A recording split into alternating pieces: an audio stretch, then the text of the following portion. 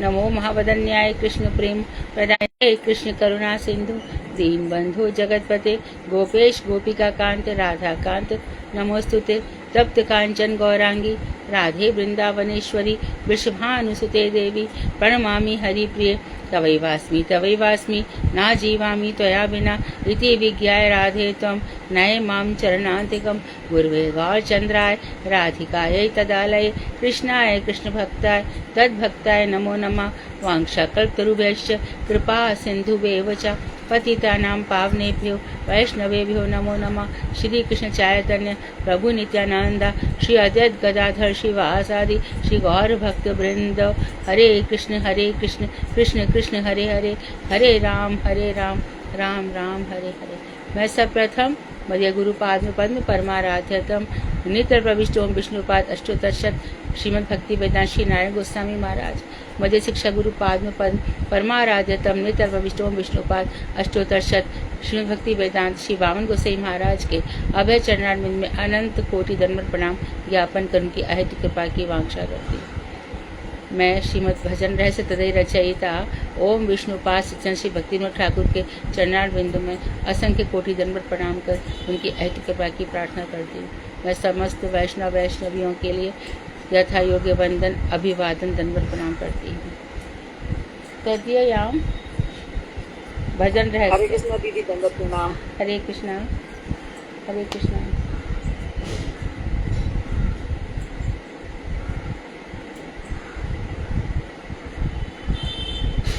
तो हमारा प्रसंग चल रहा है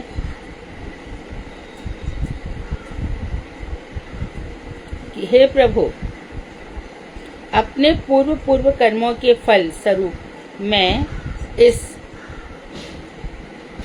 भव रोग में निमज्जित हो रहा हूँ। तो इस बात को स्पष्ट किया है कि कर्म प्रधान विश्व रचि राखा, जो जस कीन तस फल चाखा। यहाँ पे जिसने जैसा कर्म किया उसको फल भोगना ही पड़ेगा, है ना। कर्मणो गहनो गति, कर्म की गति गहन है।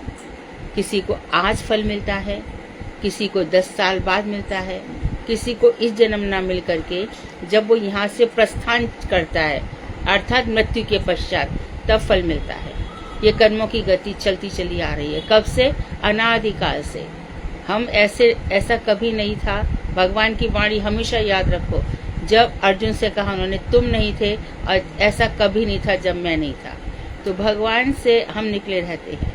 और ये जो हमें 84 लाख योनियां दिख रही हैं, तो उसमें पाप है, पुण्य है और अपराध है, शोषण है, यंत्रणाएं हैं। तो जो हमने किए हैं वो लौट करके हमारे पास ही आते हैं। हमने किया दूसरा भोगेगा ऐसा नहीं है। कभी कभी हमारे ऊपर दुख आते हैं और हम दूसरों पर नाम लगा देते हैं, इसने मेरे साथ ऐसा किया, इसने मेरे साथ ऐसा किया। सच्ची बात पूछो तो जो हम हरे कृष्णा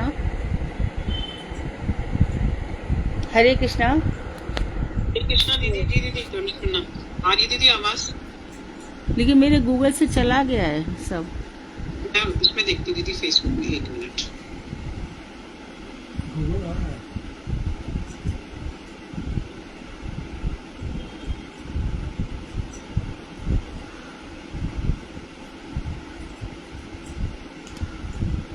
तुम लोगों को मैं दिख रही हूँ? चल रहा है दीदी। आवाज भी आ रही, दिख भी रहा है।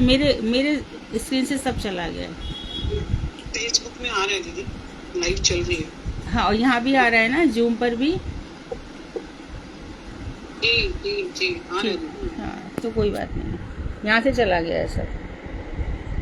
1 मिनट, मैं फिर थोड़ी देर में बीच में चेक करती रहूंगी दीदी फेसबुक। हाँ।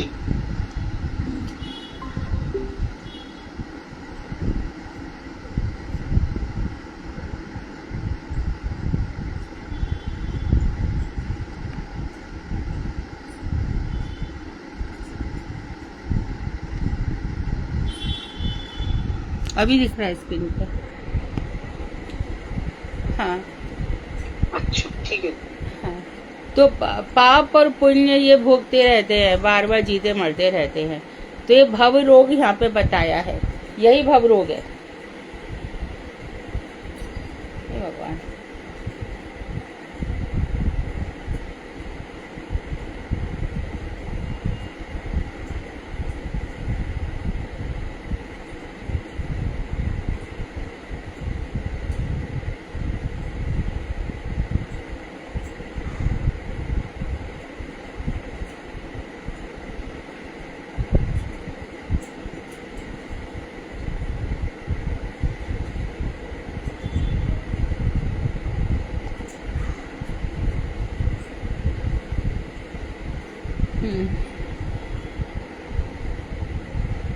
तो अपने पूर्व कर्मों के फल के अनुसार या फल स्वरूप मैं इस भव रोग में निमज्जित हो रहा हूँ। बार बार मर रहा हूँ, बार बार जी रहा हूँ, बार बार मैया के पेट में आ रहा हूँ। कोई जिंदगी है मेरी? क्यों जीऊँ मैं ऐसे? तो फिर क्या हो जाता है फिर व्यक्ति इस देहाभिमान को छोड़ करके, ना मैं स्त्री हूँ ना मैं पुरुष हूँ, ये शरीर के अभिमान है, आत्मा सबकी एक ही है। ऐसा थोड़ी कहा गया है कि जो स्त्रियां होंगी उनको ये वाली योनियां मिलेंगी, जो पुरुष होंगे उनको ये वाली योनियां मिलेंगी। ऐसा तो कहीं विभाजन नहीं है। इससे पुरुष का भेद ही नहीं है, कोई भेद नहीं है, आत्मा की बात है सब। तो हमें क्या बन जाना चाहिए? एकदम ऋषि मुनि की तरह। ऋषि मुनि क्यों कहा गया? उनको कोई क्या कह रहा है कुछ असर नहीं होता, कोई क्या बोल रहा है तो सार को गह रहे तोता दही उड़ा है। जो सार वस्तु है उनको तो ग्रहण कर लेना चाहिए, और जो हम चलनी से छानते हैं बेकार की चीजें उसको फेंक देते हैं। इसे संसार में ऐसे रहना पड़ेगा, अपने आप को समेट करके। फिर देखो भजन में कोई बाधा ही नहीं आएगी, क्योंकि हमें तो पता है ना इस संसार में कुछ भी नहीं है और यहाँ कोई भी हमें सुख देने वाला नहीं है। और यदि हम ऐसा सोचते हैं तो हम शास्त्र के विरुद्ध सोचते हैं। हम उनकी इच्छाओं की पूर्ति करते रहते हैं, इसीलिए वो अच्छा बोलते हैं। ये ध्यान रखना चाहिए। खुद याज्ञवल्क्य के ऋषि अपनी पत्नी को समझा के गए, ये धन वन किसी काम की चीज नहीं है। आत्मा व अरे द्रष्टव्य श्रोतव्य मंतव्यश्च। आत्मा का ही ध्यान कर, आत्मा का ही मनन कर, आत्मा का ही चिंतन कर। इस आत्मा को लेकर के हम घूमते जा रहे हैं।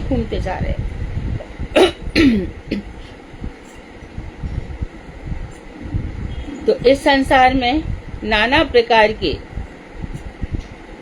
कर्म रूपी उत्ताल तरंगे, ये कल भी हमने बताया था, कर्म रूपी उत्ताल तरंगे उठकर कभी सुख दे रही हैं, कभी दुख दे रही हैं और मुझे उत्पीड़ित कर डाल रही हैं। कभी कुछ हो रहा, कोई पता चला अरे भैया हमारे लड़के के लड़का हुआ है, वाह वाह, बाजे बजाओ, बधाई बजाओ, ये बजाओ वो बजाओ। और फिर पता चला अरे अभी इसकी डेथ हो गई, अब क्या करें?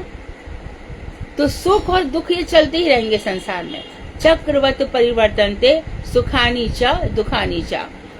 चक्र के समान ये सुख और दुख चलते ही रहते हैं। चक्र एक पहिया का जैसे कि वो अपने अक्ष पर घूमता रहता है, उसी प्रकार से ये दुख और सुख आते जाते रहते हैं। याद रहे, पिछली बातों से उतना ही लेना चाहिए हमें जिससे हमारा भजन बढ़े, और पिछली बातों में डूब करके अपना जीवन बर्बाद नहीं करना चाहिए। बहुत से लोग पास्ट की बहुत बातें करते हैं। उनको हमारे ब्रजवासी, मैं सबकी बात नहीं कर रही हूँ, हमारे ब्रजवासियों के पास एक वर्ड है जिसको सुन के हंसी भी आ जाएगी, कब्र खोदा। कब्र को खोद के निकाल ले। अर्थात जब देखो, जब वही पिछली बात, उस तारीख को ये घटना उस समय इतने बजे हुई थी, उस समय ये घटना इस समय हुई थी, उसने ऐसा कहा था। इतना भी नहीं, वहां ये खड़े थे, वो ऐसा कर रहा था, उसने हंसा, उसने उस बात पे रोया, पूरा जीवन बर्बाद। फिर महाप्रभु का आदेश है, ग्राम्य वार्ता न कहिवे न सुनवे। फालतू बातें न कहो न सुनो। ये जी का जंजाल है और कुछ नहीं है। समझ में आएगा धीरे धीरे, अभी ना आता हो लेकिन अवश्य ही आएगा भगवान की कृपा से। क्या मैंने फालतू बातों में अपना जीवन बिगाड़ा, अपना समय बिगाड़ा? तो ये हमें उत्पीड़ित कर रही हैं। इस कर्म मार्ग का कोई आदि अंत नहीं है। तो कल हमने बीजांकुर न्याय बताया था, बीज पहले आया कि अंकुर, इसका कोई अंत नहीं है। और ना ही मुझे इस विशाल भव समुद्र में तैरना आता। और सुन लो कृष्ण, हे कन्हैया, इस भव सागर में मुझे तैरना नहीं आता। मुझे कोई राजनीति नहीं आती, मुझे कोई कूटनीति नहीं आती, मैं कुछ भी नहीं जानता हूँ। मैं बस यही जानता हूँ कि आप मेरे हैं, मैं आपका हूँ। नाना प्रकार के काम क्रोध आदि रूपी जो मगरमच्छ हैं, वो मेरे शरीर को खा रहे हैं। काम सता रहा है। अभी हमारे 2-3 ब्रह्मचारी बच्चे हैं, दीदी इच्छा तो होती है विवाह करने की, क्या करें। और यदि उससे कहो विवाह जिसने किया है उनसे पूछो वो खुश है क्या, पूछो तो नहीं। सभी लोग कहते कि कोई खुशी नहीं है, जी का जंजाल है, फिर भी करना है विवाह। ऐसी मिठाई जो खाए तो बसता है, ना खाए तो बसता है।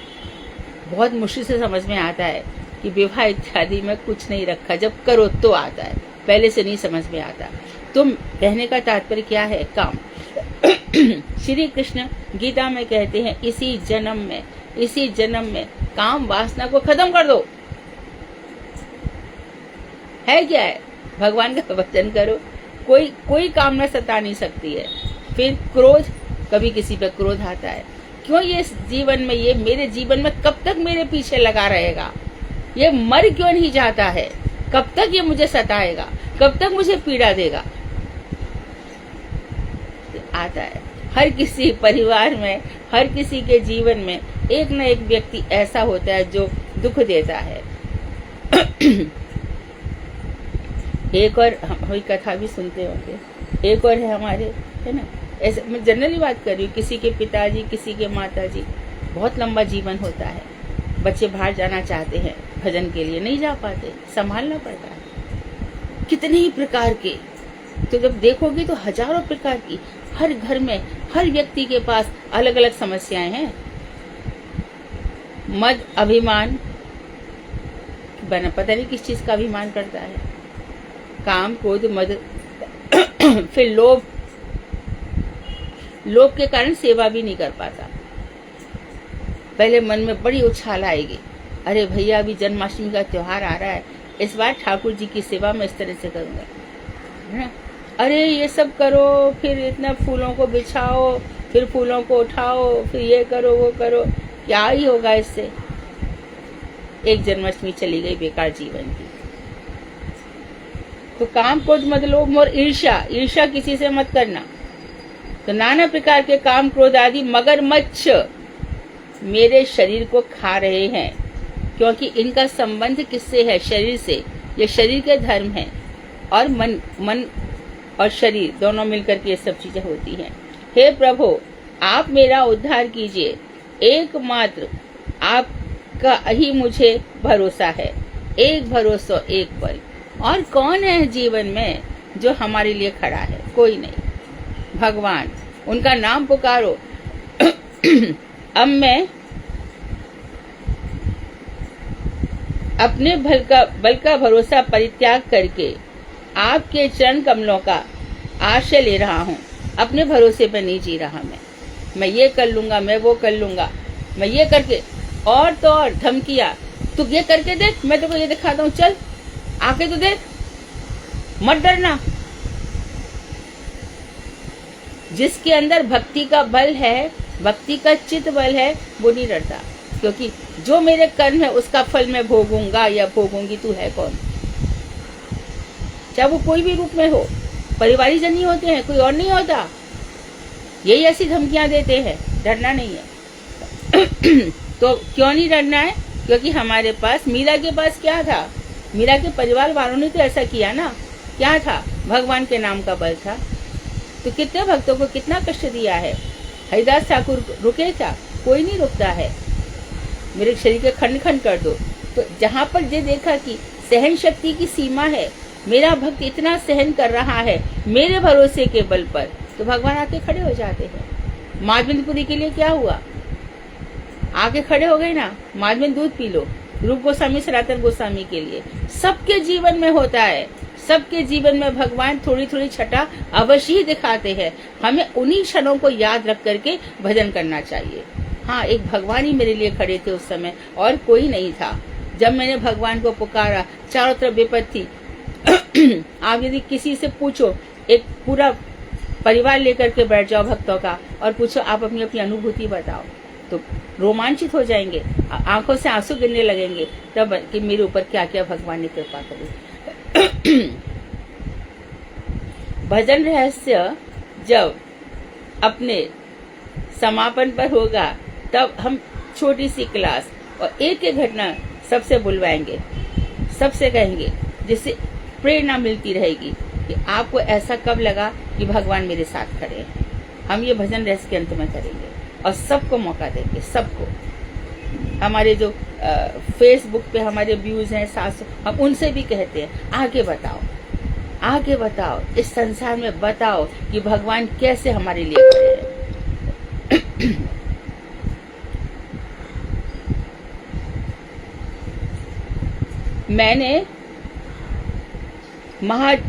मैंने महाजनों से श्रवण किया है, महाभागवतों से सुना है कि जो जितना देखो अपनी बात कह रहे हैं, जो जितना पतित होता है, अधम होता है, आप उतनी ही कृपा करते हैं।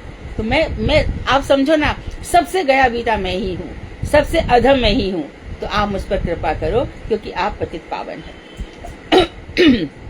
जिस प्रकार आपने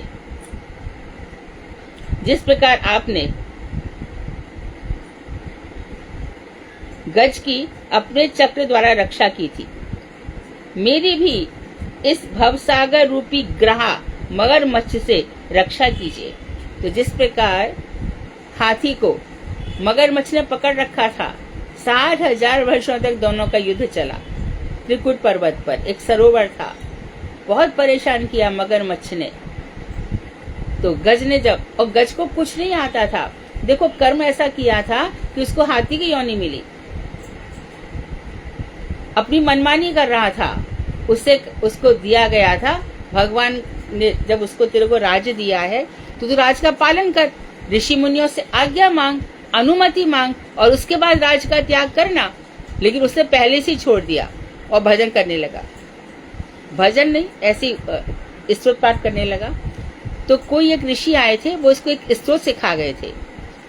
अब कोई कहे कि स्तोत्र कर रहा था तो भी उसको हाथी की योनि मिली। जी हाँ, ये कभी मत सोच लेना कि नाम के बल पर हम पाप करेंगे और उसका फल नहीं भोगना पड़ेगा। इसका ज्वलंत उदाहरण ये हाथी है।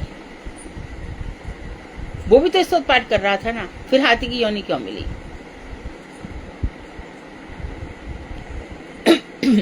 तो अपने कर्मों का फल तो भोगना ही पड़ेगा। तो हाथी को पिछले जन्म का एक स्त्रोत याद था।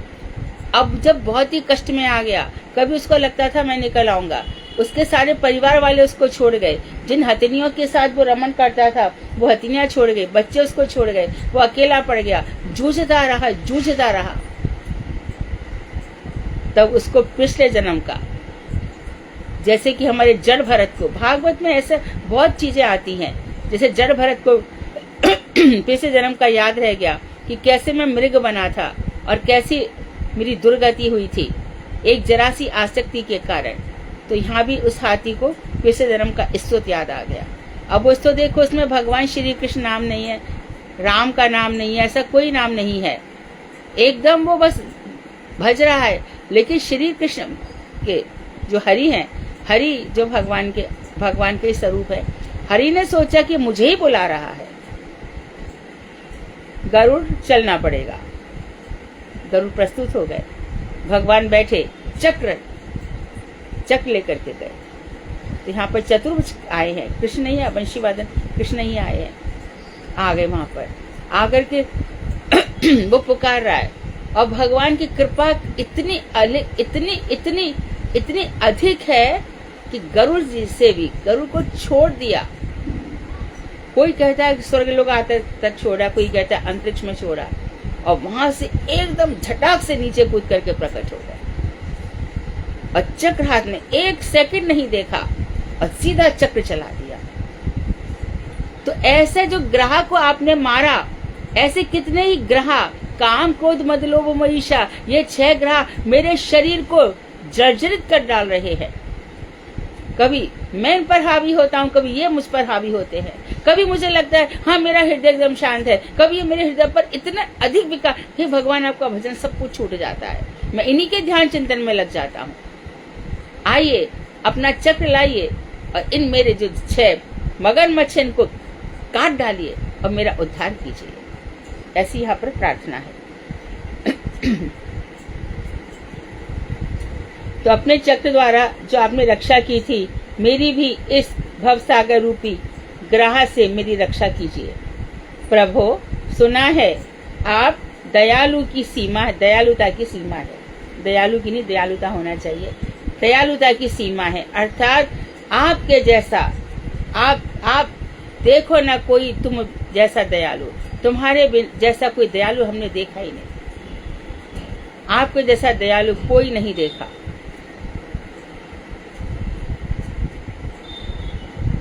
किंतु यह भी जान लीजिए कि मैं, आप जैसा दयालु कोई नहीं है और मेरे जैसा अधम और पतित कोई नहीं है।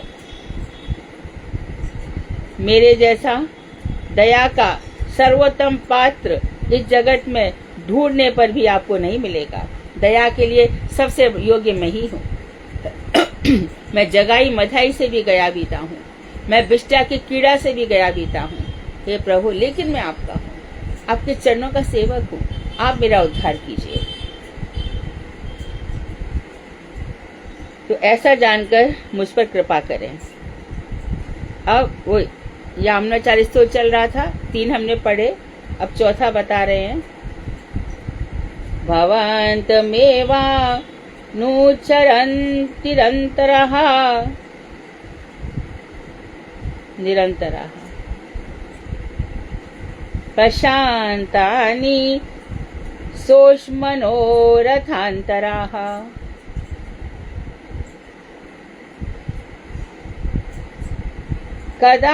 कदाहमेकान्तिकी नित्यकिङ्करः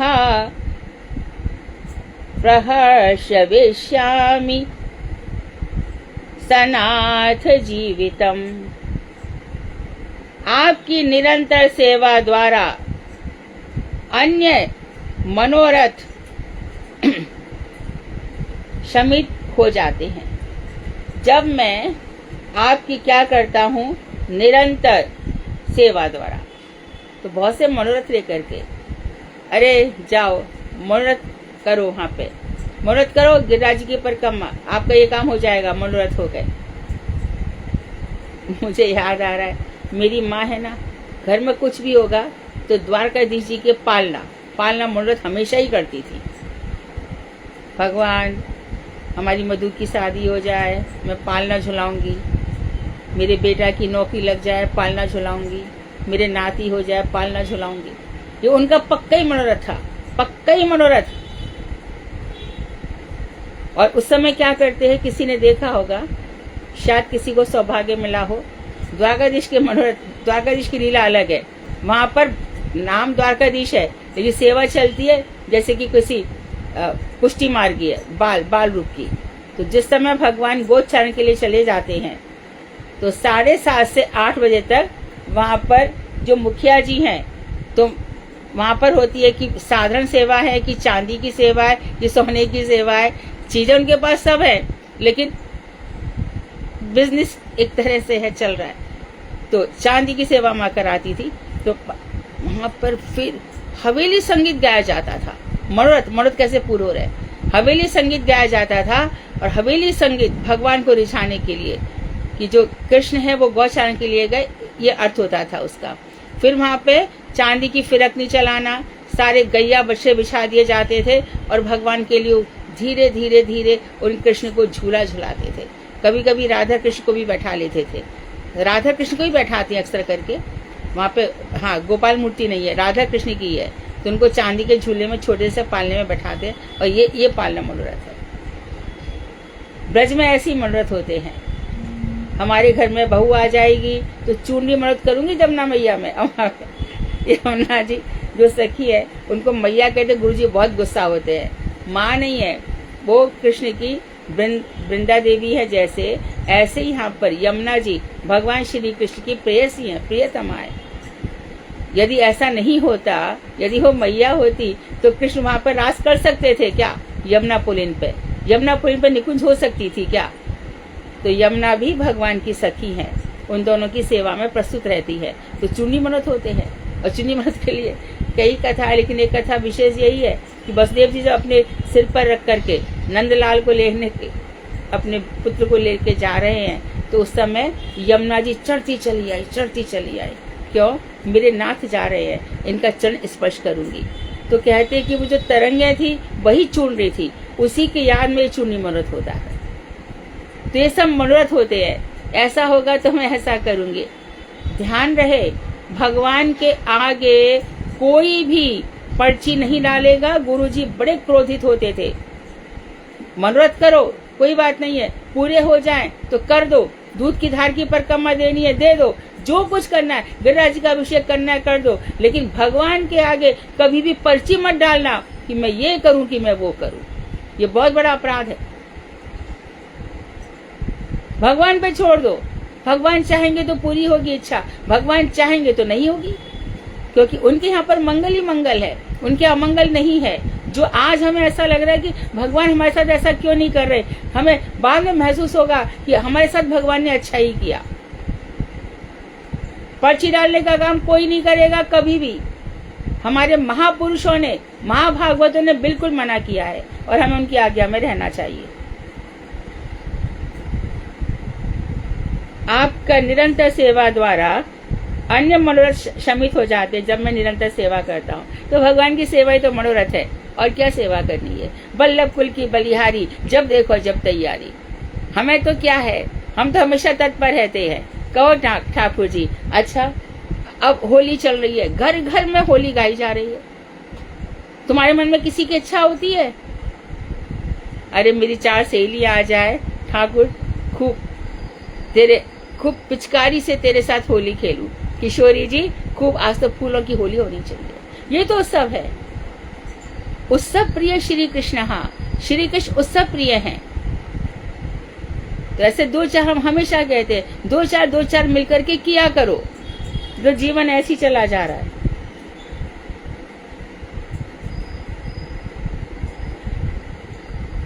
मैं कब आपका नित्य किंकर कहलाऊंगा? मेरी तो एक ही मनोरथ है, जिसका जो होना हो। मुझे कौन कब कहेगा कि मैं आपका नित्य दास हूँ, नित्य किंकर। किम करो मैं किम, अब क्या करूँ कृष्ण, अब क्या करूँ, अब और क्या लाऊं, और बताइए और क्या करूँ, और क्या करूँ। ऐसे मेरा ऐसा कब होगा? आप जैसे समर्थ स्वामी को पाकर मैं आनंद से कब प्रफुल्लित हो जाऊंगा? ऐसा कब होगा? कब ऐसा दिन होगा? कब ऐसा मेरा सुस्त दिन होगा?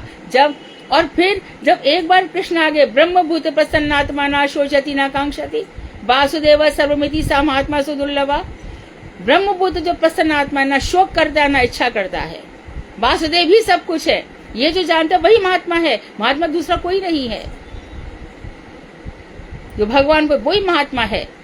हम सब घर के साधु है, हम लोग और किस लिए जी रहे हैं? कथा सुनते हैं और वैसे ही जीते हैं जो शास्त्रों में लिखा है। तो जो ना हृष्यति ना द्वेष्टि ना शोचति ना कांक्षति शुभ शुभ परित्यागी भक्ति मान्य समय प्रिया। 12वें अध्याय में कहा ना भगवान ने, जो न हर्षित होता है, न किसी से ईर्ष्या करता है, न शोक करता है, न इच्छा करता है। क्या शुभ है क्या अशुभ है, उन सबको जो त्याग कर देता है, तो फिर बताओ मनोरथ की क्या जरूरत हो गई? एक ही मनोरथ है, श्याम सुंदर अपना बना लो, बस अपने चरणों में रख लो। कोई मनोरथ नहीं हमारा। हम तो जानते हैं कि आपके चरणों की शरण ले ली तो हमारा मंगल क्या ही होगा। आमी बड़ दुष्टमति ना देखिया अन्य गति, तब पदे लई छे शरण। मैं बड़ा दुष्टमती हूँ और मुझे कोई अन्य गति दिखाई नहीं दे रही है, इसके लिए मैंने आपकी शरण ले ली है। जानिया छे एवे नाथ जब ऐसा तुम जान लो, तुम ही प्रभु जगन्नाथ, हे प्रभु तुम ही हमारे स्वामी हो, और आमी तब नित्य परिजन, मैं आपका नित्य परिजन हूँ, आपका ही घर का मेंबर हूँ, मैं कोई दूसरा नहीं हूँ। सही दिन कब हवे, ऐसा कब होगा? तब एकांतिक भाव, जब एकांतिक भाव से मैं नित्य दास भाव पाप आमी, जब मैं आपका नित्य दास कहलाऊंगा। मनोरांथर्यत निशेष हैवे स्वतः, सारे मनोरथ मेरे अपने आप ही सारे मनोरथ खत्म हो जाएंगे, और फिर क्या मनोरथ रह जाएगा? सेवाए तुशिव अहे स्वामी, बस आप मेरी सेवा से तुशिव संतुष्ट होंगे, ओ मेरे स्वामी, ओ हे स्वामी, आप मेरी सेवा से संतुष्ट हो जाएंगे। यही प्रार्थना है।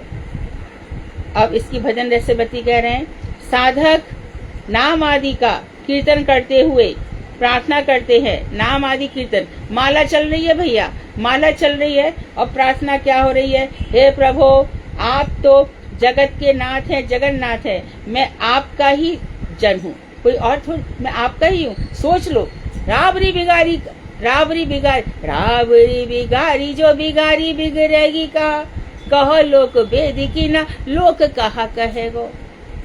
कवितावली बिना पत्र का, तुलसीदास जी, आपका बिगाड़ा मेरा कुछ नहीं बिगड़ने वाला है कन्हैया। हे राम, राम से कह रहे हैं, कुछ नहीं बिगड़ने वाला। ये सोच लेना कि लोग क्या कहेंगे, कि आपके भक्त का क्या हो गया, मेरा क्या होना है। आपने तो कहा था नामे भक्त प्रणश्यति, हम तो इसी भरोसे पे चल रहे हैं, इसी बात पे चल रहे हैं। कोई अपने जन को संसार सागर में फेंकता है क्या? हम तो आपके थे ना, फिर हमारे साथ ऐसा क्यों कर रहे हो? भक्ति लड़ लेता है भगवान से। ब्रह्मा और शंकर बड़ी भारी इनकी ऐश्वर्य बुद्धि है भगवान कृष्ण के प्रति, बहुत ऐश्वर्य स्वामी है, हम दास है। और हमारे जो भक्त हैं वो तो ऐसी चरम सीमा पे पहुंच जाते हैं, रीझो तो गोपाल ही सो, और रीझो तो गोपाल ही सो, और खींचो तो गोपाल ही सो, और से ना मेरा संबंध कछु, किसी और को मैं नहीं जानता। रीझूंगा, प्रसन्न होऊंगा तो गोपाल से, और यदि नाराज हूं तो गोपाल से। बंशीदास बाबा जी ऐसे भगवान से, बलराम भैया से नाराज हो जाते थे कृष्ण से, तुमने ऐसा किया, जाओ तुमसे बात ही नहीं करूंगा मैं। हमारा हक है, हम उनके दास हैं, हम अपनी सब बातें कह सकते हैं। अनाथ नहीं कोई यहाँ, त्रिलोकीनाथ साथ हैं, दयालु दीन बंधु के बड़े विशाल हाथ हैं, कई कई हाथों से हमारी रक्षा करते हैं। इससे निडर होके चलो। मैं आपका ही जन हूं, किंतु सेवा विमुक्तावश आपसे दूर आ गया हूं।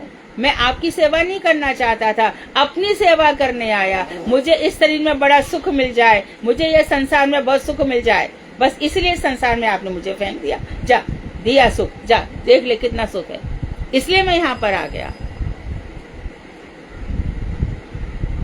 अब आपकी त्रिताप माया से द्रवीभूत हो रहा हूं, और बहुत ही कष्ट मिल रहा है, जो आपके आध्यात्मिक, आदि दैविक, आदि भौतिक ताप है।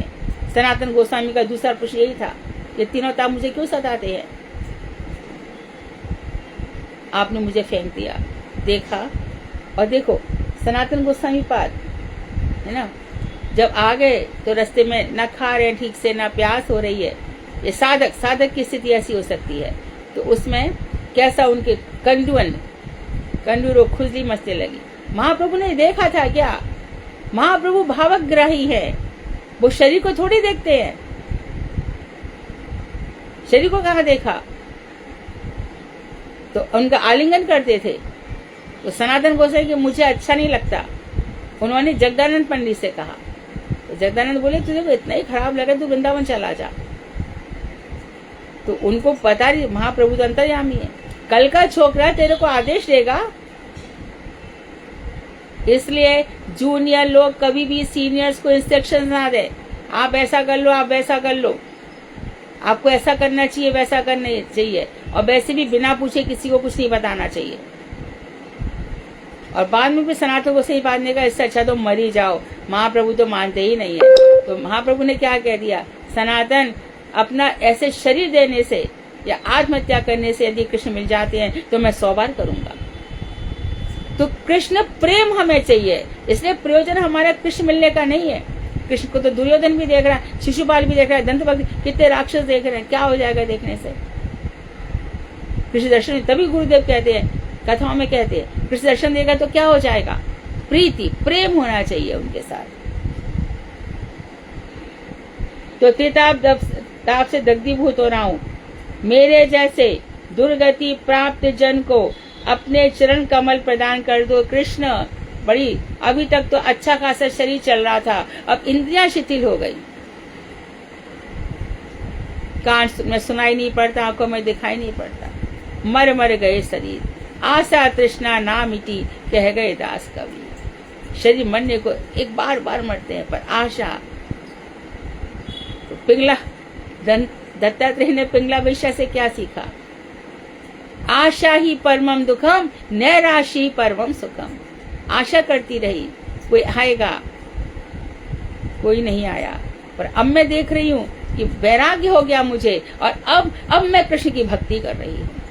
यदि ये संसार में वो आता ही रहता तो मैं संसारी जीवों की सेवा में लगी रहती। नैराश्यम ही पर, यदि नहीं मिल रहा है तो बस उसके बाद से तो वो भजन करने लगी। आज भागवत में उसका नाम आ गया, दत्तात्रेय की गुरु है। दत्तात्रेय वहां आते जाते रहते थे। दत्तात्रेय है कौन, ठीक है, हम उनको दत्तात्रेय और भगवान बुद्ध की बातें आती हैं भागवत में, लेकिन ये कैसे है, बहु ईश्वरवाद, एक निष्ठ नहीं है, इसलिए हमारे लिए आराध्य नहीं है, इसलिए हमारे लिए वरणीय नहीं है। तो 24 गुरु बना लिए, तो बताया ना। तो चलते फिरते महाप्रभु ने भी एक छोटे बच्चे से शिक्षा ली कि नहीं, गोपाल गुरु, उसको गोपाल गुरु कहने लगे कि मेरी जीव रुकती नहीं है, यहाँ भी हरिनाम करती है, ये करना चाहिए, कब मृत्यु आ जाए कोई नहीं जानता। तो इन्हीं बातों के सहारे जियो ना। तो मुझे अपने चरण कमल प्रदान करो प्रभु। यह सुदिन कब उदित होगा जब मेरी माइक वासना हृदय से दूर हो जाएगी और मैं एकांतिक रूप से आपका दासत्व प्राप्त करूंगा। अनंतर इसके बाद आपकी मनोभिष्ट सेवा द्वारा आपको प्रसन्न करूंगा, फिर जैसा आप चाहेंगे मैं वैसा करूंगा। तुलसीदास स्वांत सुखाए तुलसी रघुनाथ का था। उस समय मलिक मोहम्मद जायसी भी थे। लोग कहते थे पद्मावती वगैरह इतनी सुंदर सुंदर स्त्रियां, अरे इनके लिए कुछ रचो, कुछ बढ़िया कविता करो। तुलसीदास ने कहा तू मेरा कुछ भी नहीं बिगाड़ सकता, मैं कुछ नहीं करूंगा, मैं स्वांत सुखाए तुलसी, मेरे को खाली रघुनाथ की गाथा से ही सुख मिलता है, और मैं इसी अपनी ही भाषा में, अवधी भाषा में मैं लिखूंगा। तो देखो कितना आनंद उनको मिल रहा है। उस आनंद को उन्होंने सबके साथ बांट दिया। आज रामायण घर घर में पूजी जाती है, सभी लोग उसको गा करके अपने जीवन को धन्य करते हैं। वहीं पर 5वां बता रहे हैं, काका गागा गा। अपराध सहस्र भाजनम पतितम भीम भवार्णवे वोदरे अगतिम शरणागतम हरे कृपया केवलम मात्मसात कुरु। हे हरि, मैं सहस्रों हजारों अपराधों का अपराधी हूँ। एक नहीं, दो नहीं, तीन नहीं, 100 नहीं, 200 नहीं, हजारों में अपराध करता रहा हूं, तथा दंडनीय हूं, इसके लिए मैं दंड के योग्य हूं। तो अब क्या करें आप, इस भीषण भव समुद्र में डूब रहा हूं। यदि अपराध नहीं होते तो ये चारों तरफ इतने भयंकर ये जो मगरमच्छ हैं, ये मुझे क्यों डस रहे हैं इस संसार सागर में। इसलिए जो भी दुखी हो रहा है वो खुश हो जाए, क्योंकि ये जो दुख आए हैं भगवान को पहुंचाने के लिए हमारी सीढ़ियां हैं। एक दुख आएगा, एक कदम, दूसरा आएगा, दूसरा कदम, तीसरा। कृष्ण तुम दुख देते जाओ और मैं तुम्हारी शरण लेता जाऊंगा। कोई यातना, कोई कष्ट, कोई बंधन मुझे रोक नहीं सकता। ऐसी हमारी इच्छाएं रहेंगी। तो सहस्रों सहस्रों अपराधियों का अपराधी और मैं दंडनीय हूँ, मुझे दंड मिलना ही चाहिए। मैं इस भीषण भव समुद्र में डूब रहा हूँ। मैं पथ विहीन आपके चरण कमलों का शरण ग्रहण करता हूँ। पथ विहीन, मेरे को कोई लक्ष्य दिखाई नहीं दे रहा। क्या उद्देश्य है मेरे जीवन का? मैं रास्ता भटक रहा हूँ, मैं रास्ता भटक रहा हूँ, मुझे कुछ दिखाई नहीं दे रहा, मैं क्या करूँ? इसीलिए ऐसी अवस्था में जब पूरी की पूरी नाव भवसागर में डूब रही है, भवसागर में डूब रही है, तो इस नाव के आप ही केवट हो। ये गुरुदेव और गुरुदेव भगवान अभिन्न है, साक्षात हरि तीन समस्त शास्त्र सही। आप मेरा केवट बनिए, आप मेरा उद्धार कीजिए, मैंने आपकी शरण ग्रहण करी है।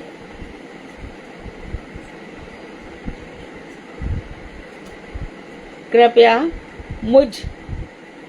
मुझे अपना लो, प्लीज कृपया मुझे अपना लो कृष्ण। कोई नहीं मेरा आपके बिना, कोई भी नहीं है। सारा जगत देख लिया, सब कुछ मैंने समझ लिया। आपकी प्रतिज्ञा है कि अपने शरणागत का आप अवश्य उद्धार करते हैं। अतः आपने प्रतिज्ञा की है, तो मेरे लिए क्यों देर लगा रहे हो? मेरा भी उद्धार कीजिए। गज के हित नंगे पाँव भजे, द्रौपद हित वस्त्र तमाम तजे। जन लाज बचावन हार हो तुम, श्री कृष्ण तुम्हारी जय होवे। भगवान श्री कृष्ण, आपने कितने कितने काम किए। तो भगवान, हे नाथ, आप गज के हित नंगे पांव भजे, द्रौपद के हित आपने वस्त्रों की लाइन लगा दी। संसार के प्राण आधार हो तुम, श्री कृष्ण तुम्हारी जय होवे। जन लाज बचावन हार हो तुम, श्री कृष्ण तुम्हारी जय होवे। कितना संकट आया होगा द्रौपदी पर, पूरे सभा के अंदर। उसको देखो तो जरा, दुष्टता की हद देखो। ये जो नारियों के साथ आज से हो रहा है, क्या हमेशा से है। कृष्ण का संसार ही बड़ा विचित्र है। ले आए द्रौपदी को घसीट कर, देखा भी नहीं बेचारी, कैसे बैठी है, कैसे उठी है। घर की बहू है और आप ऐसे उठा लाए। तो पुकारा कौन था? औरों को देखती रही, कोई काम नहीं आया संसार का। कहती रही, भीम तुम में तो 10,000 हाथियों का बल है, आज कहाँ गया बल तेरा? युधिष्ठिर को टोका, आप तो धर्मराज हैं। अर्जुन, तुम्हारे गांडीव धनुष का क्या हो गया? विश्व पिता में, हे पिता में, आप तो न्याय प्रिय है, कहाँ चला गया आज आपका न्याय? धृतराष्ट्र, आप मेरे पिता के समान है, क्यों नहीं रोकते इन लोगों को? और सब नीचे निखा करके बैठे हैं, कोई नहीं हमारा। और यदि हम समझते हैं कि हमारा, तो हमारी बड़ी भारी भूल है। किस तरह से द्रौपदी पुकार रही है, कैसी उसकी प्रार्थना है। और क्या उसने कहा? मैंने कुछ भी नहीं किया था। बिन काज आज महाराज लाज गई मेरी, दुख हरो द्वारिका नाथ शरण में तेरी। जो दुशासन खींच रहा था दुर्योधन के कहने से, और कर्ण जोर जोर से हंस रहा था। तुझे तो पता चल गया था ना कि 5 पांडव तेरे भाई हैं, तू तो जेठ लग रहा था ना, तो भी तूने अपने मित्र को समझाया नहीं। दुशासन वंश कठोर महादुखदाई, कर पकड़त मेरो चीर लाज नहीं आई। लख अधम सभा की और नारी बिल खाई, दुख हरो द्वारिका नाथ शरण में ते। अधम सभा, नीच से नीच काय के वीर है ये आज। नारी रो रही है, और देखो इधर भगवान कृष्ण कितनी दूर बैठे हैं। तो दिल से पुकार के देखो, सच्चा पुकारो। आसक्ति संसार से और तो प्रेम गली अति सांकरी, तामे दो न समाये, पूरे के पूरे कृष्ण के बन जाओ।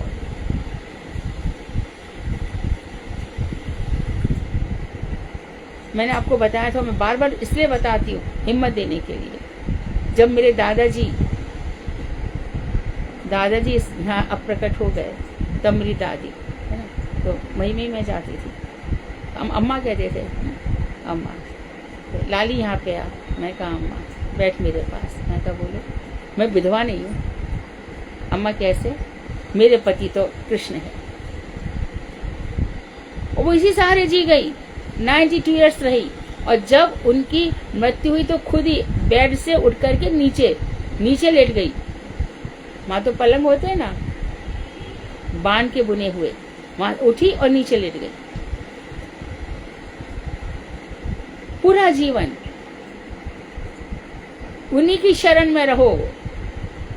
हर प्रकार से वो अपने भक्त का आलिंगन करते हैं। जितना भक्त का हृदय शुद्ध होगा, किशोरी जी और श्री कृष्ण कभी त्याग नहीं करते अपने भक्तों का, ध्यान रखना।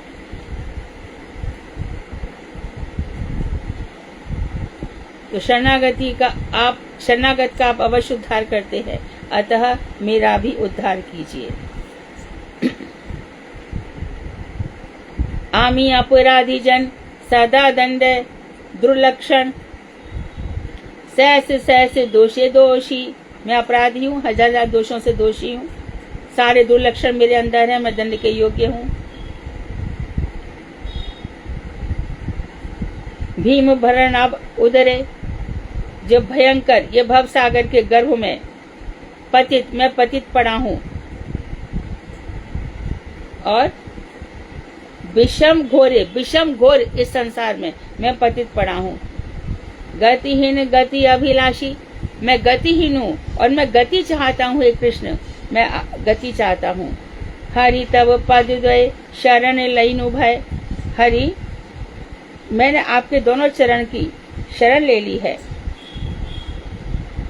कृपा कर आत्मसात, हे प्रभु कृपा करके मुझे आत्मसात कर लो। तुम्हारी प्रतिज्ञा ऐ शरण लईवे जई, तुमने ये प्रतिज्ञा की है कि जो तुम्हारी शरण लेते हैं तुम्हें तारे उद्धारी वे नाथ, तुम हे नाथ उसका उद्धार कर देते हो। हे प्रभु, अपने सहस अपराधों के कारण मैं दंड भोग रहा हूँ। संसार के भीषण उत्ताल तरंगों से युक्त इस समुद्र में पतित होकर मैं गतिहीन हो रहा हूँ। मेरी कोई गति नहीं रह गई। भव समुद्र की तरंगें कभी मुझे दुख देती हैं और तो कभी मुझे उठा करके ऊपर फेंक देती हैं। कभी मुझे दुख देती हैं, कभी उठा करके ऊपर फेंक देती है। जा, जो तेरा होता है हो, और जो तू करता हो तो कर ले, कुछ नहीं है मेरे पास करने को। इस स्थिति में भव समुद्र से मेरा उद्धार करने के एकमात्र बंधु आप ही हैं। मुझ पर कृपा कर आत्मसात कीजिए, मुझे अपना बना लीजिए नाथ। मैंने साधुओं के मुख से श्रवण किया है कि अपने शरणागत भक्त का आप अवश्य ही उद्धार करते हैं। यह आपकी प्रतिज्ञा है, अतएव हे प्रभु यही आशा और विश्वास है। इसी विश्वास को लेकर मैं आपके चरणों में उपस्थित हुआ हूँ। मुझे पूरा विश्वास है कि आप मेरा अवश्य उद्धार करेंगे। और अंतिम है, नामृषा परमार्थ में शृणु विज्ञापन मेकमग्रतः।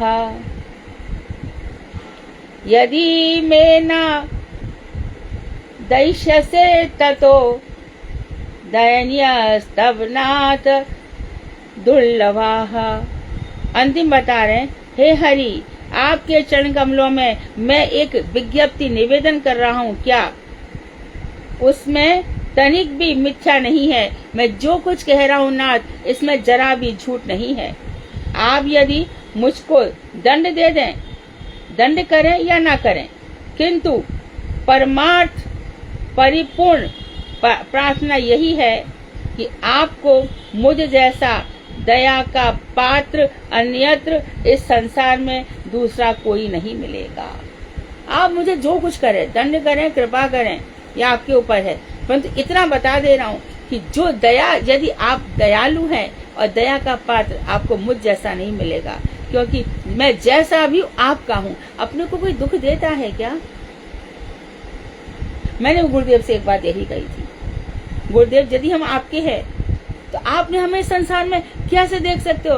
आप हमको क्यों नहीं वहां से उठा लेते? हम आपके चरणों में क्यों नहीं रह सकते?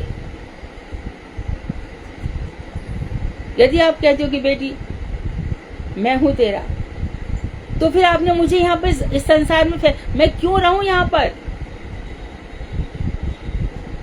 तो एक बार फिर उन्होंने चारू को बुलाया और कहा तेरी माँ को बोल वो सब कुछ छोड़ करके मथुरा आ जाए, मैं उसके लिए भिक्षा करूंगा। उन्होंने तो अपनी प्रतिज्ञा निभाई,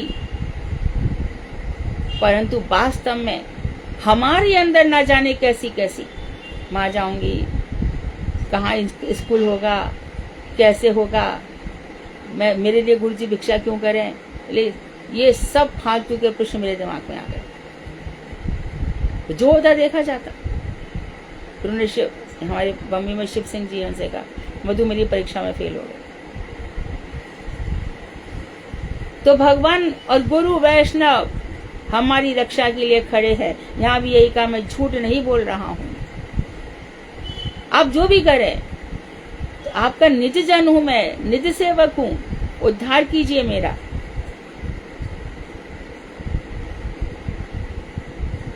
आप मुझे अपनी कृपा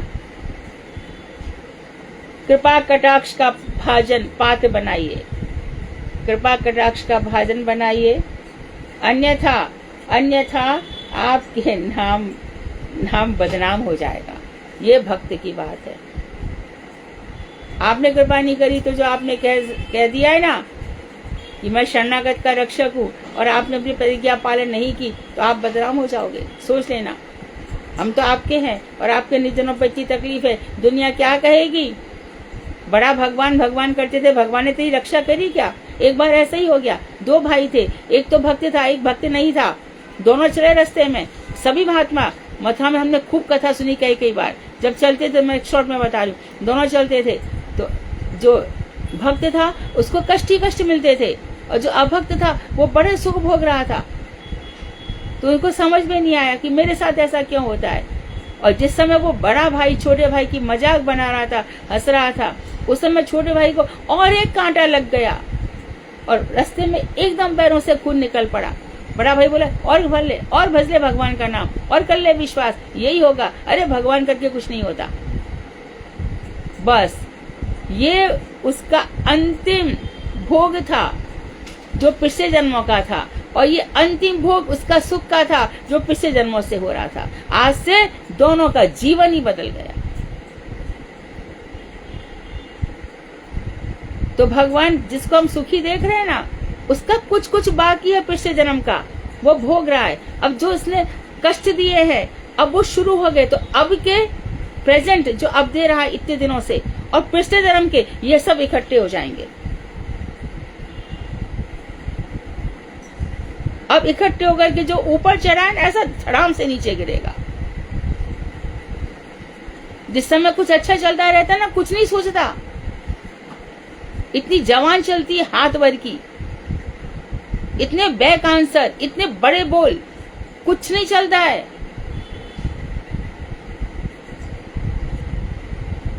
इसलिए धीर रहकर, गंभीर रहकर, शांत रहकर, आपद काल परखिए चारी, कौन? धीरज धर्म मित्र अरुनारी। धैर्य की परीक्षा देनी है, सहनशीलता की परीक्षा देनी है। आपका कोई कुछ नहीं बिगाड़ सकता। अरे हमारा बहुत अपमान करता है, अरे वो उसको लौट के जाएगा, तुम्हारा कुछ नहीं जाएगा। तुम भगवान को दे दो कि देखो आपने कहा है कि सहनशील बन तृणादपि, तो देखो आप कर लो परीक्षा मेरी। तो हम यहाँ किसी से लड़ने झगड़ने नहीं आए, किसी के मुंह लगने नहीं आए, और हम किसी को इतनी इम्पोर्टेंस क्यों दें कि वो हमें रुलाए तो हम रोए, वो हमें हंसाए तो हंसे। एकदम गंभीर, ये मेरे हृदय की गुफा में, या हृदय की जो अंदर कंदरा है, यहाँ पर बस हमारे एक प्रकोष्ठ में राधा कृष्ण, एक प्रकोष्ठ में गुरुदेव, एक प्रकोष्ठ में हमारे नित्यानंद, सब यहीं पर विराजमान है। बाकी सबको झाड़ू लगा के बाहर फेंक दो और करो भजन जम करके।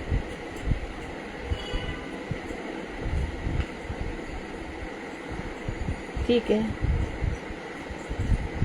समय हो गया है, कल पढ़ेंगे।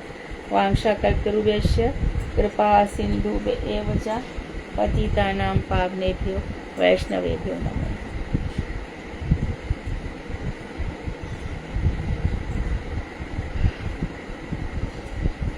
कितना दीदी दंडवत प्रणाम।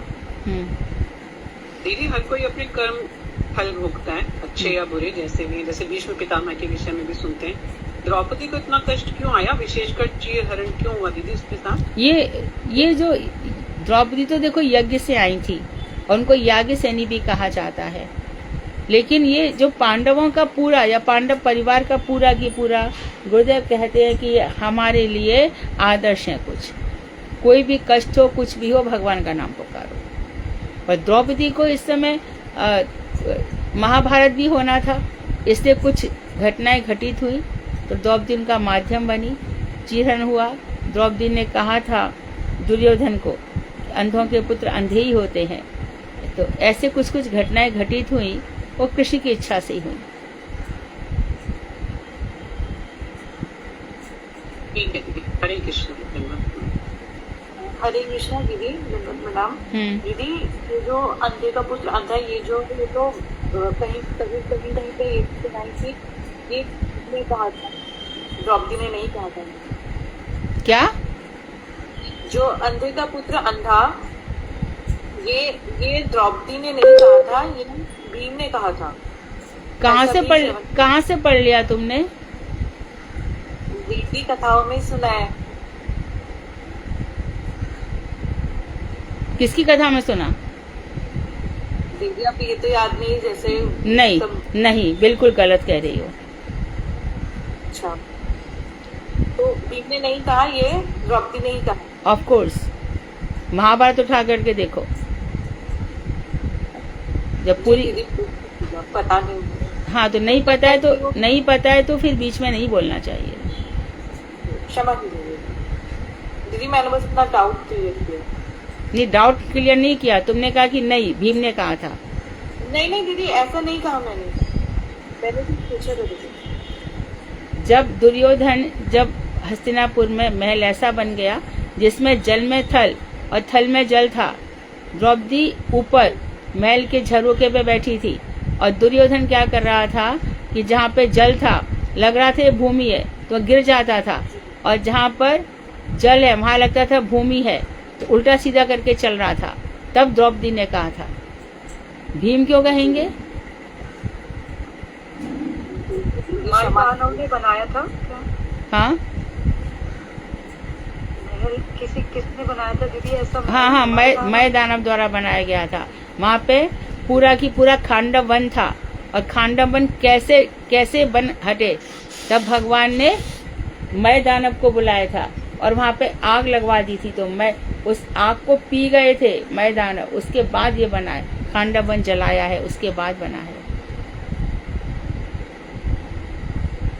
तो दीदी मतलब द्रौपदी के द्वारा कटु वाणी, गलत वाणी का भी ये फल था, चीरहरण। देखो, ये द्रौपदी इत्यादि जो है ना, इनके लिए हमें ऐसे शब्दों का प्रयोग नहीं करना चाहिए कि द्रौपदी, हम यही कहेंगे कि भगवान की इच्छा थी, क्योंकि द्रौपदी वही है जिनके 5 पुत्र मर गए, उसके बाद भी उन्होंने अश्वत्थामा को क्षमा करवा दिया कि जिस तरह से मैं रो रही हूँ, इस तरह से गुरु माता ना रोएं।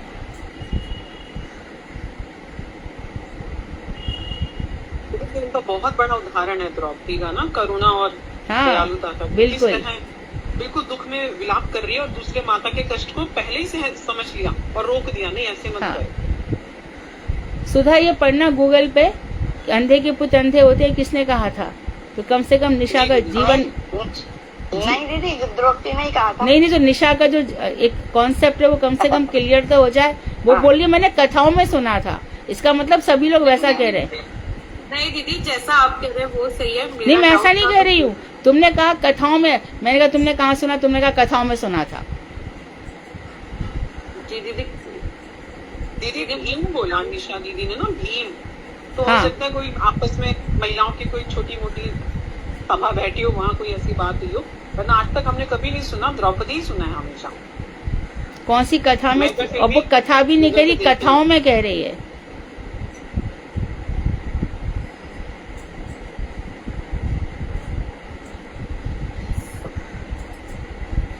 दीदी क्षमा कीजिए, मुझे ऐसा गलत याद होगा, क्षमा कीजिए।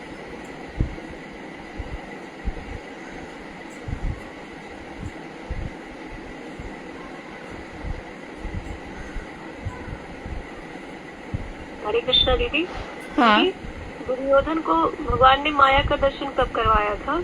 जब भगवान शांति दूत बनकर गए थे और दुर्योधन से कहा था कि युद्ध मत करो, तब उसने कहा था कि सुई की नोक के बराबर भी जमीन नहीं दूंगा। भगवान की एक बात नहीं मानी।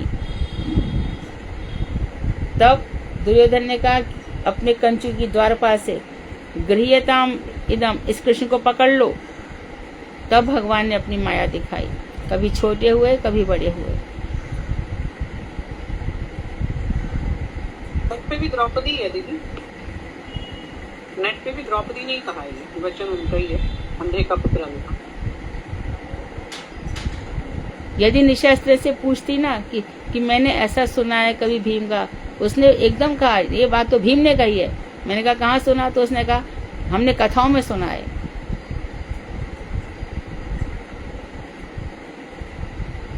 किधर से कहाँ से प्रकट हो गई ऐसी कथा? दीदी अलग अलग जैसे कथा होती है, तो कुछ कहीं पे कुछ, कभी कोई नहीं, ऑथेंटिक है ये। जी दीदी, ऐसा भी कहा था कि मैं अब ये नहीं कहूंगी कि मैंने कहाँ सुना, मुझे नहीं याद है। ऐसा भी सुना जाता है कि द्रौपदी ने नहीं कहा, उनकी दासी ने कहा, किंतु द्रौपदी हंसी तो दुर्योधन को लगा कि द्रौपदी ने कहा है। ऐसा भी कहीं कहीं पे। पता नहीं कहाँ से तुम क्या ही सुन रही हो। मत पढ़ो ऐसी किताबें, ना सुनो, नहीं कोई फायदा नहीं है। कभी भी ऑथर जो व्यास जी ने लिखा है उसके ऊपर किसकी लेखनी चलेगी? तो मतलब दीदी व्यास जी ने लिखा है कि द्रौपदी ने कहा। सब पूरे महाभारत है तुम्हारे घर में, ये तो खरीद और पढ़ो। गूगल पे तो आ ही गया है।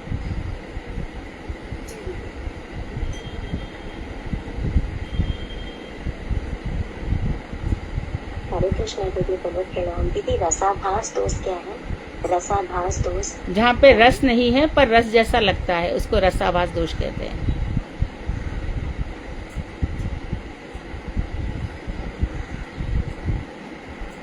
रस जरा भी नहीं है, वहाँ रसाभास दोष हो जाएगा। इसलिए हमारे मंदिरों में जहाँ पर राधा कृष्ण व नित्यानंद ठाकुर नहीं होते, क्योंकि वो माधुर्य इधर है और उस माधुर्य लीला में नित्यानंद ठाकुर बाहर रहते हैं प्रकोष्ठ के।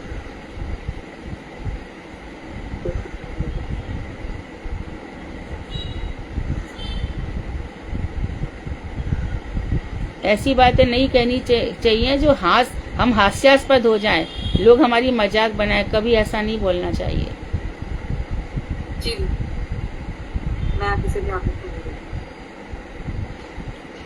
सुन करके फिर विचार करो, देखो कि जो मैंने सुना है वो कहीं पर है भी कि कहीं मैंने अपने, उसके बाद तुम बोल सकती हो कि दीदी मैंने ऐसा पढ़ा है ऐसा, या फिर उसका नाम बताओ जिसने कथा कही है।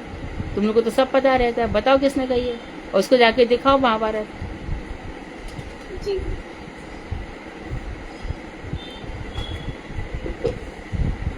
और कोई प्रश्न है किसी का?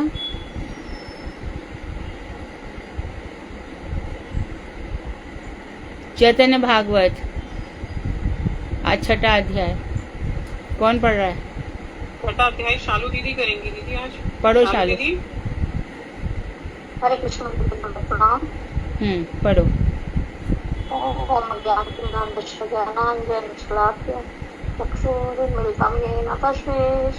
सुधा लिंक भेज दो निशा को। गूगल का। नमो विष्णुपादाय कृष्ण पृष्ठाय निशा को गूगल का लिंक भेज दो। वेदांत श्रीधर गोस्वामी की नामिने दीदी गूगल पे नमो गुरुदेवाय धीमहि देखा निशा तुमने?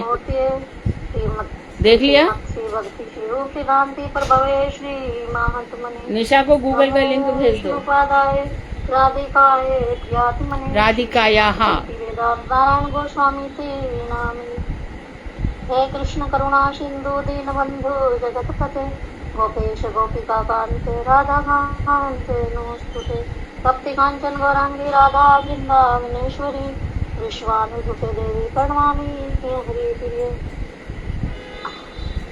हरे कृष्णा कृष्णा कृष्णा हरे हरे हरे राम राम राम हरे।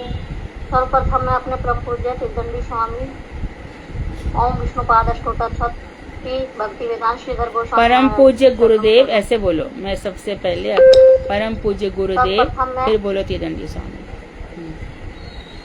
मैं सर्वप्रथम मैं अपने परम पूज्य गुरुदेव ओम विष्णुपाद अष्टोत्तर की भक्ति वेदांत श्रीधर गोस्वामी महाराज जी के चरणों में दंडवत प्रणाम ज्ञापन करती हूँ। चरण कमलों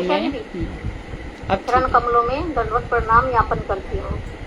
उसके तत्पश्चात मैं अपनी परम प्रिय दीदी श्री भागवत आचार्य मधु खंडेलवाल दीदी के चरण कमलों में दंडवत प्रणाम ज्ञापन करती हूँ। उसके तत्पश्चात मैं अपने परम गुरुदेव जय नित्य लीला प्रविष्ट ओम विष्णुपाद अष्टोत्तर शत की भक्ति वेदांत नारायण गोस्वामी महाराज जी, जय नित्य लीला प्रविष्ट ओम विष्णुपाद अष्टोत्तर श्री रूप सिद्धांति गोस्वामी महाराज जी के चरण कमलों में दंडवत प्रणाम ज्ञापन करती हूँ। श्री के बाद हमें श्रीमद बोलना चाहिए शालू। श्रीमद है ना, श्रीमद। इसके तत्पश्चात मैं श्री चैतन्य भागवत ग्रंथराज श्री वृंदावन दास ठाकुर के चरणों में दंडवत प्रणाम ज्ञापन करती हूँ। सभी को क्लास में मेरा यथायोग्य दंडवत प्रणाम। यदि आज का जो चैतन्य भागवत का वो है 6वां अध्याय है और उसकी कथा इस प्रकार है। एक ब्राह्मण के द्वारा नित्यानंद इसमें कौन कौन सी कथाएं हैं वो पॉइंट्स भी बता दो, लिखे होंगे ऊपर। आज कौन कौन सी कथाएं बोलोगी दीदी? इसमें उनमें जो पंडित है ना, वो उनकी वेशभूषा को लेकर ना वो कटाक्ष कर रहा कि इस तरीके से क्यों है नित्यानंद ठाकुर के ऊपर। ठीक है, हाँ, अति वे इस तरीके का मतलब वो है उसमें इनका उनका वो है। और फिर जो उनके 6 पुत्र थे ना देव जी के, उनके और पुत्रों को वापस लाना, और जो मतलब उनकी गुरु माता थी उनके पुत्रों को वापस लेना, उनकी छोटी छोटी सारांश में कथा। ठीक है, पढ़ो। उसको लेकर समझाया गया। आचरण आदि के दर्शन के संदेह युक्त होकर श्री गौर सुंदर के समक्ष नित्यानंद के समक्ष दर्शन करना तथा शास्त्रों के प्रमाणों द्वारा श्री गौर हरि द्वारा ब्राह्मण के व्याकरण और विधि निषेध के अतीत श्री नित्यानंद एवं अप्राकृत वैष्णव महत्व का विवेचन घटाता है। सर्वप्रथम ग्रंथकार श्री वृंदावन दास ठाकुर ने श्री गौरचंद्र नित्यानंद तथा उनके भक्त वृंद की जय की है। नित्यानंद प्रभु जो कि अभिन्न रोहिणी नंदन है, उन्होंने वृंदावन की तरह ही लीला विलास किया तथा जगत वासियों को श्री कृष्ण चैतन्य में रति मति प्रदान कर रहे थे। उनका लीला विलास देखकर किसी को सुख मिल रहा था तथा किसी को विश्वास भी नहीं हो रहा था। नवद्वीप में एक ब्राह्मण थे जिन्होंने श्री चैतन्य देव के साथ अध्ययन किया था। उनकी प्रभु के प्रति दृढ़ भक्ति थी, लेकिन वे नित्यानंद स्वरूप की शक्ति से अनभिज्ञ थे। संयोग से वे नीलांचल गए तथा प्रभु के निकट प्रतिदिन जाया करते थे। नीलांचल नहीं, नीलाचल। हाँ, नीलाचल। उन्होंने प्रभु से एक निवेदन करने के लिए आज्ञा मांगी। उन्होंने कहा, अवधूत नित्यानंद नवद्वीप में जिस प्रकार का आचरण कर रहे हैं उसे समझने में मैं बिल्कुल असमर्थ हूँ। हर समय कर्पूर तांबूल खाते रहते हैं और उनके श्री अंग में सोना चांदी मुक्ता के अलंकारों से सुशोभित है। कसाय कौपीन को छोड़कर दिव्य पटवास और चंदन माला पहनकर विलास के आनंद में मग्न रहते हैं। दंड त्याग कर लोह दंड क्यों धारण करते हैं? हर समय शूद्रों के घरों में रहते हैं। सब कहते हैं वे सन्यासी हैं। मुझे यह शास्त्र सम्मत प्रतीत नहीं होता। अपने श्री मुख से इसका रहस्य बताइए। प्रभु ने उनके समक्ष सभी तत्वों का विस्तृत रूप नहीं है। जिन लोगों की स्थूल लिंग देह दर्शन बुद्धि नष्ट हो गई है तथा वे प्रत्येक जीव में आत्मदृष्टि करते हैं, ऐसे मुझ में आसक्त भक्तों की विधि निषेध जनित पाप पुण्य का फल नहीं भोगना पड़ता है। नित्यानंद की देह में मैं कृष्णचंद्र नित्य निरंतर विहार करता हूँ, लेकिन अनाधिकारी व्यक्ति यदि उनका संग करे तो उसे दुख मिलता है। जैसे कि रुद्र के अतिरिक्त अगर कोई और विश्वान करे तो मृत्यु का ही पात्र होता है। ईश्वर के अतिरिक्त इसको समझ लो, रुद्र के अतिरिक्त यदि कोई विश्वान करेगा तो उसको पाप मिलेगा। नित्यानंद ठाकुर में भगवान मृत्यु मर जाएगा, और नित्यानंद ठाकुर में भगवान स्वयं विहार करते हैं। इसलिए नित्यानंद ठाकुर के तत्व को समझना बहुत जरूरी है। उनको नहीं समझोगे तो ऐसा हो जाएगा जो विष का उदाहरण दिया। ईश्वर के अतिरिक्त ऐसा आचरण कोई कभी ना करे। अतः जाने बिना उनके कर्मों की निंदा करने वाला जन्म जन्मांतरों तक दुख झेलता है। यहाँ तक कि अगर कोई देखकर उपवास करे तब भी उसका पतन निश्चित है। यह सब तत्व श्रीमद् भागवत में दिए हैं। श्रीमद् भागवत का वचन सुनाते हुए प्रभु ने कहा कि एक समय रामकृष्ण विद्याध्ययन के लिए गए। विद्याध्ययन पूर्ण कर उन्होंने गुरु से कहा, हम आपको क्या गुरु दक्षिणा दें। अपनी पत्नी से परामर्श कर गुरु ने अपने मृत पुत्रों को मांगा। यह सुनकर वे यम के पास गए तथा यमाल्य में पुत्रों को लाकर गुरु को समर्पित कर दिया। यह आख्यान सुनकर देवकी ने भी रामकृष्ण से अपने मृत पुत्रों को मांगा और कहा, तुम दोनों सारे जगत के पिता, परम कारण तथा नित्य शुद्ध कलेवर हो। जगत की उत्पत्ति, स्थिति तथा संहार आपके ही हाथ के द्वारा किया जाता है। फिर भी तुम पृथ्वी का भार हरण करने हेतु मेरे पुत्रों के रूप में आए हो। मैं कंस के द्वारा मारे गए 6 पुत्रों को देखना चाहती हूँ। जैसे तुम गुरु पुत्रों को लेकर आए हो, वैसे ही मुझे भी मेरे पुत्रों को लाकर दो। उनकी बात सुनकर रामकृष्ण तुरंत बलि भवन में पहुँच गए। अपने इष्ट को देखकर बलि महाराज अति खुश हुए और उनकी स्तुति की। उन्होंने कहा कि आप करुण हैं, इसीलिए ही तमोगुण संपन्न असुरों को भी दर्शन देते हैं। पूतना जो कि विष स्तन लेकर आई थी, उसे भी आपने धात्री गति प्रदान की। वेद शास्त्र और योगेश्वर भी आपकी माया को नहीं जानती, फिर मुझ जैसा पापी असुर कैसे जान पाएगा। हे सर्वलोकनाथ, ऐसी कृपा कीजिए कि मैं ग्रस्त अंधकूप में ना गिरूं और सदैव आपके दासों का दास रहूं। उन्होंने कहा कि यदि आप मुझे व्यक्त रूप में स्वीकार करते हैं तो आदेश दीजिए। उन्होंने कहा, हे प्रभु, जो आपकी आज्ञा का पालन करते हैं वे विधि निषेध के नियमों के बंधन से परे होते हैं। उनके वचन सुन प्रभु ने संतुष्ट होकर कहा, पापी कंस ने मेरी माँ के 6 पुत्रों को मार डाला तथा उस पाप के कारण अंत में वह भी मारा गया। तुम्हारे पास मेरी माता के 6 पुत्र हैं। जननी को संतुष्ट करने के लिए हम इन सबको लेने आए हैं। वे सब ब्रह्मा के पौत्र सिद्ध देवगण ही देव हैं। ब्रह्मा के काम बाण से होकर अपनी कन्या के प्रति भावित हुए थे। यह देखकर वे 6 हंस पड़े। इसी दोष के ये बता रहे कि क्यों मरे। ब्रह्मा ने जब अपनी पुत्री को जन्म दिया तो पुत्री के पीछे आसक्त हो गए थे। तो ये 6 उस समय मरीचि के पुत्र थे। ये 6 इस बात को देख करके हंसने लगे। तो इसके कारण ब्रह्मा ने उनको शाप दिया कि तुम अपने पिता के द्वारा ही मारे जाओगे। पिता के द्वारा मारे जाने का मतलब क्या हुआ? बसदेव में ले जाकर के एक एक पुत्र कंस को सौंपा। महंत के प्रति अपराध के कारण असुर योनि में गर्भवास को प्राप्त हुए। इंद्र से दुख और यातनाएं भोगने के बाद मारे गए और फिर योग माया ने उन सब को लेकर देवकी के गर्भ में स्थापित किया। वे सब कंस के भांजे थे। फिर राजा कंस ने उन्हें मार डाला। यह सब रहस्य देवकी नहीं जानती थी और उन्हें अपना पुत्र मानती थी। उन्हीं 6 पुत्रों को ले जाकर हम अपनी जननी को दान करेंगे। वे सब उनका स्तनपान कर पाप से मुक्त हो जाएंगे। प्रभु ने कहा, सुनो बलि, मैं तुम्हें यही शिक्षा दे रहा हूँ कि भविष्य में कभी तुमसे वैष्णव निंदा तथा वैष्णव उपवास न हो जाए, क्योंकि षड ऋतुओं के वशीभूत व्यक्ति वैष्णव के व्यवहार को न समझ पाने के कारण सौभाग्य से वंचित हो जाता है। मेरा नाम तथा अर्चना करने वाला व्यक्ति भी यदि मेरे भक्तों से प्रीति नहीं करता तो उसका मंगल नहीं होता, लेकिन मेरे भक्तों में प्रीति रखने वाला व्यक्ति सहज ही मेरी कृपा के पात्र बन जाते हैं। प्रभु की आज्ञा जो धार्य कर महाराज बलि ने उसी क्षण पुत्रों को लाकर सम्मान के साथ प्रभु को दे दिया। प्रभु ने उन्हें अपनी जननी को सौंप दिया। देवकी ने उन्हें अपना स्तनपान कर ईश्वर का अवशेष स्तनपान कर सब में दिव्य ज्ञान उदित हुआ तथा वे ईश्वर के श्री चरणों में प्राप्त होकर उनके साक्षात दर्शन करने लगे। दयावान प्रभु ने अपनी कृपा दृष्टि प्रदान कर कहा, चलो देवताओं, अपने लोक को जाओ तथा फिर कभी मानतों का उपवास मत करना।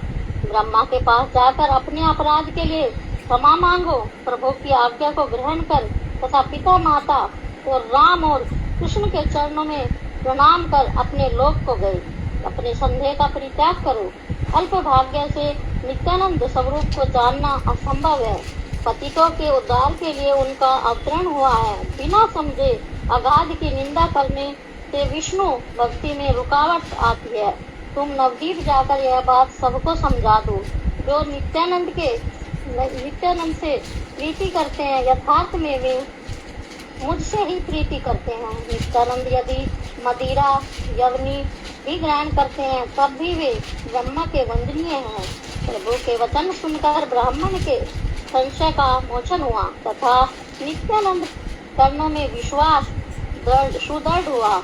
यह प्रभु की आज्ञा मानकर नवदीप गया तथा निष्कपट भाव से अपने अपराध की बात कही। यह सुनकर प्रभु ने उनके ऊपर कृपा दृष्टि की। परमार्थ में नित्यानंद परम योगेंद्र आदि देव धरणी नित्य धरेंद्र शुद्र कलेवर हैं, जिन्हें श्री चैतन्य की कृपा के बिना जानना असंभव है। कोई उन्हें चैतन्य के बड़े प्रिय धाम, कोई बलराम, कोई महातेजस्वी अधिकारी तथा कोई कहता है कि समझ में नहीं आता है कि कैसा रूप है। कोई उन्हें जीव, कोई भक्त, कोई ज्ञानी, कोई मानता है। चैतन्य नित्यानंद जैसे ही वे सर्वदा मेरे हृदय में विराजमान रहे। श्री गौर सुंदर मेरे प्रभु के प्रभु हैं। मैं इस महान भरोसे को हृदय में धारण किए रहता हूँ। हे प्रभु, आप ही नित्यानंद की प्राप्ति के कारण हैं। यही कृपा कीजिए कि नित्यानंद सहित आपको मैं कभी ना भूलूं। हरे कृष्ण दीदी, दंडवत प्रणाम दीदी। शेष हुआ पांचा कल्पत्र कृपा सिंधु एवं पतितनां पावनेभ्यो वैष्णवेभ्यो। तो चैतन्य भागवत संपूर्ण ग्रंथ में एक प्रकार से नित्यानंद ठाकुर की बड़ी महिमा बताई है। कीर्तन हरे कृष्ण दीदी, आज दीदी हेमा दीदी गाएंगी। हेमा दीदी। हरे कृष्ण दीदी, दंडवत प्रणाम। आज का भजन है सगन श्री गौर कृपा प्रार्थना। ठीक है। श्री कृष्ण चैतन्य प्रभु दया करो मोरे।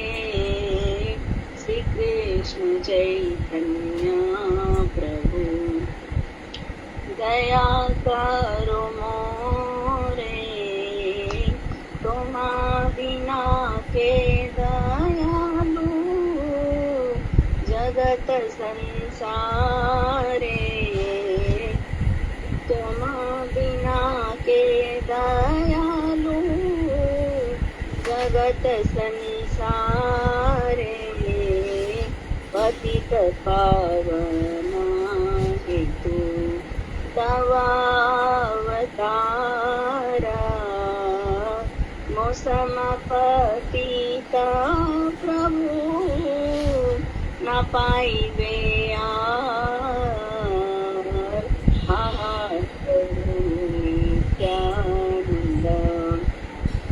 प्रेमानंद सुखी कृपावलोकन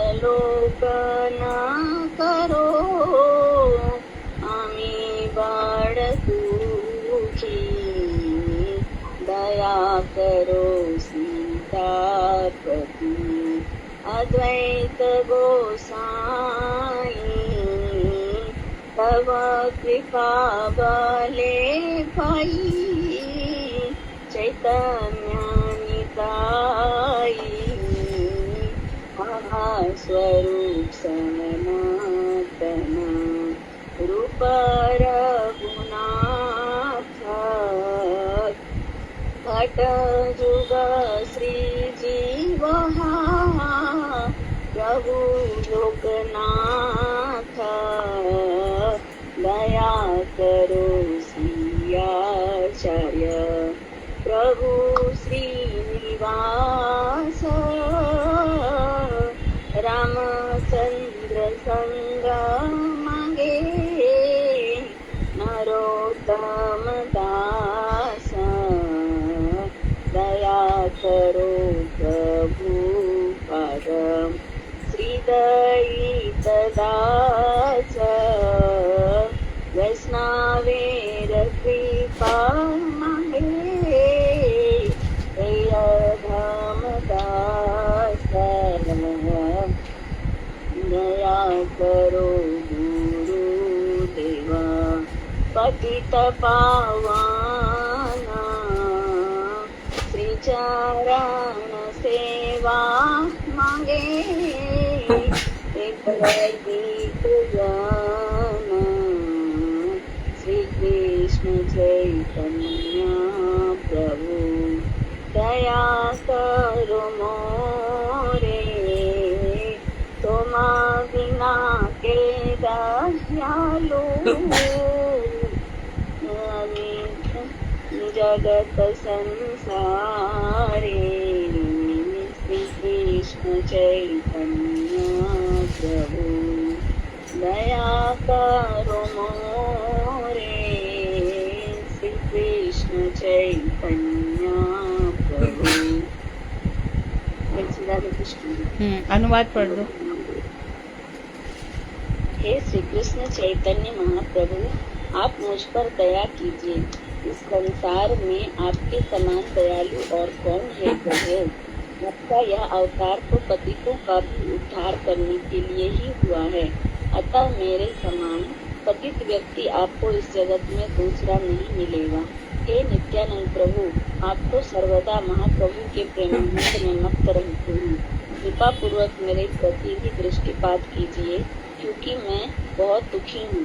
हे अद्वैताचार्य जी, आप मुझ पर कृपा कीजिए, क्योंकि आपकी कृपा के बल से ही चैतन्य महाप्रभु के चरणों की प्राप्ति हो सकती है। हे स्वरूप गोस्वामी, हे श्री सनातन गोस्वामी, हे रूप गोस्वामी, हे रघुनाथ दास गोस्वामी, हे गोपाल भट्ट दास गोस्वामी, गोपाल भट्ट गोस्वामी, हे रघुनाथ भट्ट गोस्वामी, हे श्री जीव गोस्वामी, हे श्री लोकनाथ दास गोस्वामी, आप सब मुझ पर कृपा कीजिए, जिससे कि मैं श्री चैतन्य महाप्रभु जी के श्री चरणों को प्राप्त कर सकूं। नरोत्तम ठाकुर प्रार्थना कर रहे हैं, हे श्रीनिवास आचार्य जी, आप मुझ पर ऐसी कृपा कीजिए कि मैं श्री रामचंद्र कविराज गोस्वामी का संग प्राप्त कर सकूं। हे प्रभुपाद, अपने इस अधम दास पर कृपा कीजिए कि यह वैष्णवों की सेवा प्राप्त कर सके। हे गुरुदेव, आप तो पतित पावन हैं, अतः मुझ पतित पर भी कृपा करके अपने श्री चरणों की सेवा प्रदान कीजिए। हरे कृष्णा दीदी। ठीक। वो आंक्षा कृष्णा दीदी। हाँ दीदी क्षमा कर दीजिए, मेरा ऐसा कोई मुझे नहीं पता कुछ। नहीं निशा, मेरे मन में कुछ रहता नहीं है, लेकिन जो गलती है उसका संशोधन तो करना ही पड़ेगा ना। जी दीदी, मैं आपसे कभी ठीक क्षमा, सभी वैष्णव से मैं क्षमा मांगती हूँ। यहाँ पे जितने भी लोग हैं सभी वैष्णव। वांक्षा कर्तुर्वश्य कृपा सिंधु एव च पतितानां पावनेभ्यो वैष्णवेभ्यो नमः। हरे कृष्ण। हरे कृष्ण।